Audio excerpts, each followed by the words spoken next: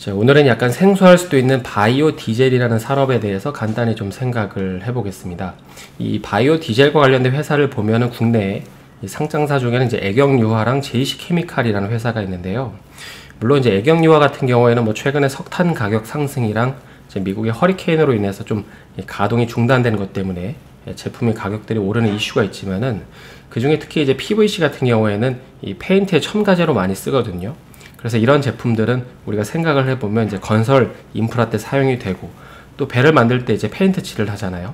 그래서 이런 식으로 필수적으로 좀 사용이 돼야 되는 제품이기 때문에 이제 수요가 견고한 만큼 가격을 높게 불러도 이제 제 가격을 받을 수 있다는 저변이 깔려 있는 것이죠. 그래서 이제 좋은 흐름을 보이고 있는데 이제 그런 흐름에 맞춰서 이제 최근에 또 뭐 하나솔루션도 좀 좋은 흐름을 보이고 있다고 보시면 될 것 같습니다. 그래서 이런 가운데 특히 이제 애경유화처럼 만약에 조금 더 좋은 흐름을 보일 수 있다고 하면 이제 사실 그 트리거 중에 하나는 이제 오늘 살펴볼 이 바이오 디젤 분야가 있는데요. 그래서 오늘 이 시간에는 이제 바이오 디젤이 뭔지를 살펴보고 현재 이 시장에서 벌어지는 일들을 좀 간단히 정리를 해보면서 좀 눈여겨볼 점들은 무엇이 있는지를 같이 좀 살펴보겠습니다. 일단 이제 이 바이오 디젤의 사전적 정의를 이제 보시게 되면 이렇게 되어 있죠. 하이라이트를 좀 표시를 해보면 이제 석유 기반인 경유의 대안으로 식물성 기름이나 뭐 동물성 지방과 같이 재생 가능한 자원을 바탕으로 제조된다 이렇게 나와 있습니다. 그래서 이제 이걸 포괄하는 더 넓은 개념으로는 이 바이오 연료라는 게 있는데 그래서 이 바이오 연료라는 카테고리 안에 이제 바이오 디젤도 있고 또 이제 옥수수나 이 사탕수수로 만드는 바이오 에탄올이라는 것도 있고 마지막으로 이제 난방에 주로 쓰는 이 바이오 가스라는 게 있습니다. 뭐 최근에는 이제 HVO라고 해서 이 바이오 오일이라는 것도 있는데 뭐 이거는 나중에 조금 더 부각이 되면 이제 다루기로 하고요. 그래서 현재 우리가 사용하는 이 경우에는 한 3% 정도의 이제 바이오 디젤이 같이 이제 포함이 되어 있습니다. 그래서 실제로 바이오 디젤 같은 경우에는 일반 경유 대비 이 배기가스 배출도 한 3분의 1 정도 수준이라고 하고 또 그 원료를 보게 되면은 뭐 패스트푸드점이나 뭐 학교 급식실 뭐 그리고 이제 치킨집에서 나오는 이런 이제 폐식용유를 활용을 하기 때문에 굉장히 이제 친환경적이라는 장점도 있습니다. 왜냐하면 이제 이런 어떤 그 폐식용유들은 재활용이 안 되면 그냥 버려지잖아요.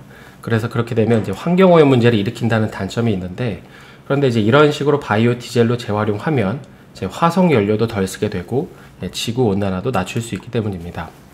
그래서 이제 이런 이유 때문에 이 바이오 디젤 같은 경우 최근에 이제 각광을 받고 있다고 보시면 될 것 같은데요. 이제 그러다 보니까 최근에 이제 정부에서도 이 바이오 디젤 아까 이제 3%라고 말씀을 드렸는데 이 3%인 바이오 디젤의 함유량을 3.5%까지 높이는 규제를 이제 가했습니다. 이제 7월 1일부터 시행이 됐는데요. 그러니까 인위적으로 바이오 디젤의 수요를 이제 늘리는 거죠. 그래서 실제로 이제 3년 단위로 이 0.5%씩 이제 높여서 여기 2030년까지는 이제 5%까지 사용량을 늘린다는 계획을 가지고 있습니다. 그래서 현재 이 바이오 디젤에 대한 점유율을 좀 보게 되면 이제 국내에는 이 SK 에코프라임이라는 회사가 한 33% 정도의 점유율을 가지고 있고요. 이제 그 뒤를 이어서 이제 앞서 말씀드린 애경유화랑 JC케미칼이 있습니다.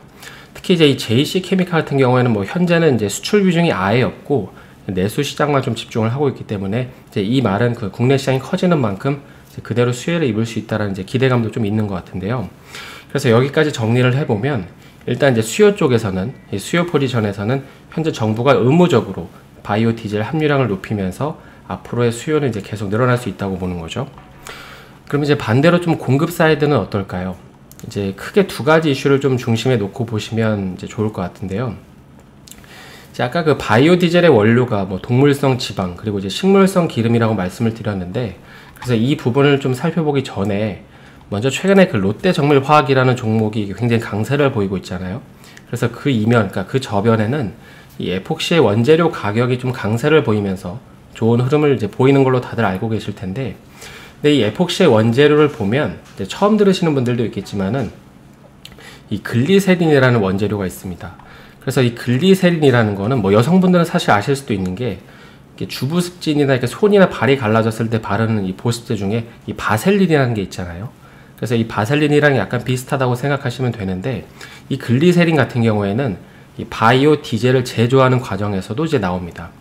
그래서 지금 롯데정밀화학이 주로 영위하는 사업의 이 에폭시 같은 경우에 이 원재료의 이제 강세를 보이는 이유가 그 원재료인 글리세린이 이제 강세를 보이기 때문이죠. 그리고 그 글리세린은 이제 바이오 디젤로 만들기 때문에 이 세 가지를 이제 매칭을 시켜볼 수 있는 거죠. 그래서 이제 이거는 그 바이오 디젤의 가격을 좀 차트화 시켜 놓은 건데요. 이 연한 파란색은 그 주로 이제 미국산을 가리키고, 이 진한 파란색은 이제 유럽산이라고 생각을 하시면 됩니다. 그래서 대체적으로 좀 비슷한 흐름을 보이고 있는데, 이제 기울기를 보게 되면은 이제 올해 초부터 이렇게 급격하게 올라가잖아요. 그래서 이걸 보면 이제 국내도 의무적으로 혼합해야 되는 비율이 늘어나고, 또 이제 해외 역시도 이러한 디젤에 대한 수요가 늘어나면서 제 가격이 오르고 있는 건데요.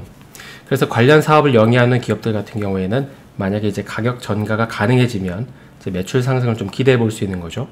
그리고 이 말은 이제 두 번째로 살펴볼 점이, 이 바이오 디젤의 가격이 계속해서 만약에 상승을 한다면 이 바이오 디젤의 원료인 이 식물성 기름의 가격 역시도 상승한다는 말이기도 합니다.